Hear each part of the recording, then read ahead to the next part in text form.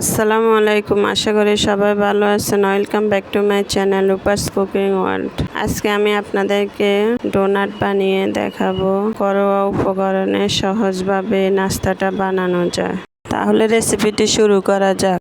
প্রথমে একটা বাটিতে নিয়ে নিচ্ছি 2 কাপ ময়দা, দিয়ে দিচ্ছি স্বাদ মতো লবণ, ভালো করে মিশিয়ে একটা সাইডে রেখে দিচ্ছি। একটা বাটিতে নিয়ে নিচ্ছি 1/2 কাপ কুসুম গরম দুধ, টেবিল চামচ ইস্ট, দিচ্ছি 3 টেবিল চামচ চিনি, 3 টেবিল চামচ বাটার, আর লাগবে একটা ডিম।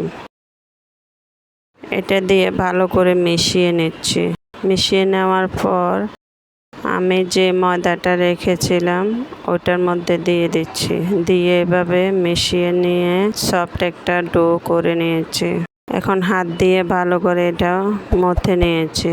মথে নিয়ে একটা বাটিতে সামান্য তেল ব্রাশ করে রেখে দিচ্ছি 1 ঘন্টার জন্য গরম জায়গা। ডোটা ফুলে ডাবল হয়েছে। এখন আমি একটা বেলুনের সাহায্যে এটা বেলে নিচ্ছি। এটা বেশি মোটা হবে না, বেশি পাতলাও হবে না। বুঝতে পারছেন কিরকম মোটা করেছি। একটু মোটা আকারে রুটির মতো বেলে আমি কুকি কাটার দিয়ে কেটে নিচ্ছি। আপনারা চাইলে যে কোনো ডাকনা দিয়েও কেটে এই ডোনাটটা বানাতে পারেন। ডোনাটগুলো বানাবার পর আরও 10 মিনিট আমি ডাকনা দিয়ে রেখেছিলাম। মিডিয়াম টু লো হিটে আমি এখন ডোনাটগুলো তেল গরম হয়ে আসলে দিয়ে দিচ্ছি। তেলটা বেশি গরম হওয়া যাবে না, মিডিয়াম গরম হলে আমি ডোনাটগুলো একটা একটা করে দিয়ে দিচ্ছি। দেখে বুঝতে পারছেন দিতে ফুলে উঠেছে।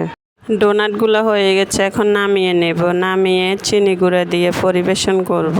আপনারা চাইলে চকলেট বা ক্রিম দিয়েও সাজিয়ে নিতে পারেন। আশা করি ভিডিওটি আপনাদের ভালো লেগেছে। একটা লাইক দিয়ে চ্যানেলটি সাবস্ক্রাইব করে রাখার অনুরোধ রইল। আজকের মতো এখানে বিদায় নিচ্ছি। আল্লাহ হাফেজ।